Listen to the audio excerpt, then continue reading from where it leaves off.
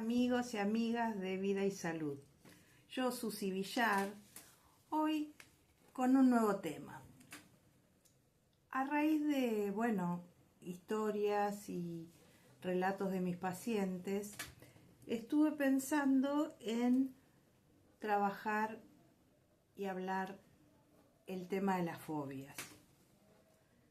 ¿Qué es una fobia? O sea, todos tenemos miedo a tal o cual cosa, pero una fobia en particular es un terror a un objeto, a una situación que no podemos trascender, o sea, es algo que nos supera. Freud, en sus escritos, analiza al pequeño Hans o Juanito con su fobia a los caballos.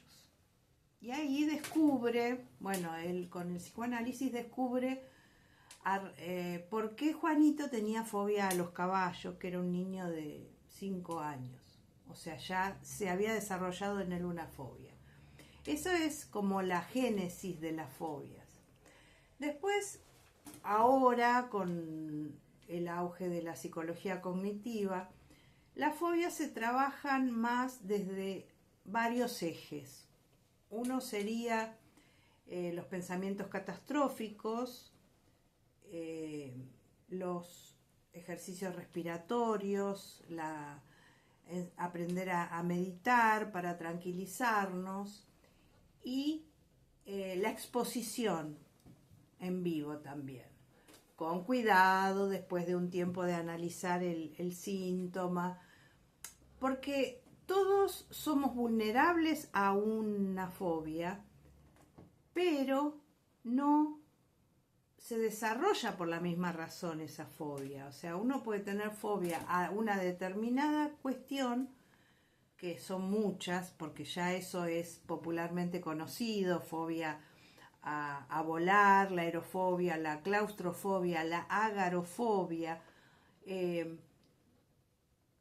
Tenemos fobia a las arañas, a las agujas, a la sangre. Bueno, hay distintas fobias a las cuales nosotros como psicólogos hacemos una investigación, porque no tenemos fórmulas. No quiere decir que uno, porque tiene fobia a las arañas, es por tal o cual cosa. No, en cada persona esta fobia fue desarrollándose por un motivo en particular. Entonces, hay que analizar un poco toda la historia de esa persona, sin detenernos tanto quizás en su historia en la niñez, pero sí viendo cómo esa persona estructura los pensamientos. O sea, la psicología cognitiva lo que averigua es cómo se procesa la información. Porque lo que nos decimos tiene muchísimo valor a la hora de un síntoma. Cómo nos lo decimos, de qué manera, en qué situación, cuando estamos más vulnerables, cuando estamos... Por eso es tan efectivo el tema de la meditación y de los ejercicios respiratorios. ¿Por qué? Porque esto no me voy a cansar nunca de decirlo. La función biológica no se puede regular, es automática. Pero la única forma que nosotros tenemos de entrar a nuestro organismo y producir un cambio es cambiando la meditación, la respiración, perdón.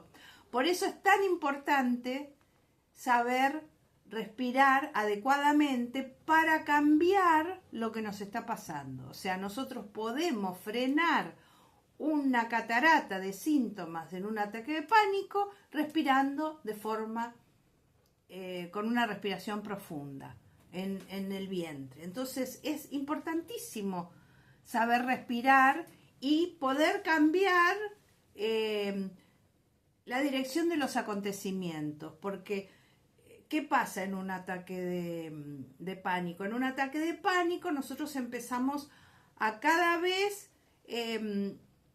o sea, nos sentimos mal, nos empezamos a angustiar, y esa angustia que nos estamos por morir o nos vamos a volver locos, y entonces ahí se van dando una cantidad de síntomas. Si nosotros en ese momento nos damos cuenta de lo que está pasando y cambiamos la respiración, se terminó o sea, cortamos de raíz el ataque de pánico.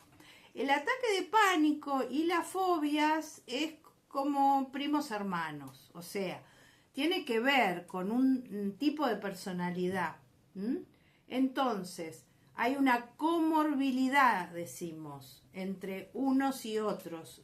Y a veces también, por ejemplo, el miedo a volar puede ser comorbilidad con la claustrofobia, porque hay gente que no solamente tiene miedo a volar, sino que también tiene miedo al estar encerrados. Entonces, son dos fobias. Y es interesante saber cuál es la más potente, porque una persona puede tener mucho temor a viajar en subte, a estar en un ascensor, estar en un avión, o sea, se siente muy frágil, se siente muy vulnerable al estar en esa situación. Y hay una relación muy grande con el control. O sea, son situaciones que no podemos controlar y que tienen que ver mucho con la garganta, porque el centro laringio es el centro del control.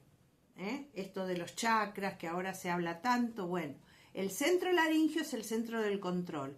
Entonces, también a esas personas hacer artesanías, música, expresar, pintar por los brazos, afloja este centro del control. Sería lo contrario, estar focalizados en el control de las situaciones o expandir ya más la cuestión artística.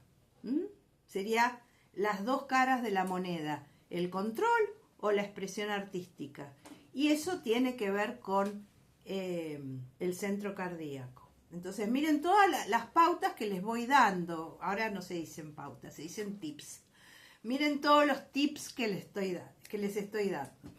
Bueno, a raíz de estar trabajando con una paciente que vino por otra cuestión, pero que después el tratamiento desembocó en su malestar o en su fobia a volar, estuvimos trabajando muy específicamente lo que a ella le pasaba. A raíz de eso yo trabajé una meditación a medida que hicimos la semana pasada. Esa meditación la grabé y la estoy tratando de editar, que no es nada fácil, pero bueno, pongo todo mi esfuerzo por aprender, porque aparte es apasionante, ¿no? Es toda esta cuestión de las nuevas tecnologías, son apasionantes, pero no me es muy fácil. Vamos a ver cómo sale, pero eso se los prometo para la semana que viene. Ahora, junto con todo lo que dije, les voy a decir unos tips específicos para los que tienen temor a ir a volar. Si nosotros tenemos un temor a ir a volar, no a ir a volar, un temor a volar, tenemos que tener como si fuera un neceser de primeros auxilios, un bolsito de primeros auxilios.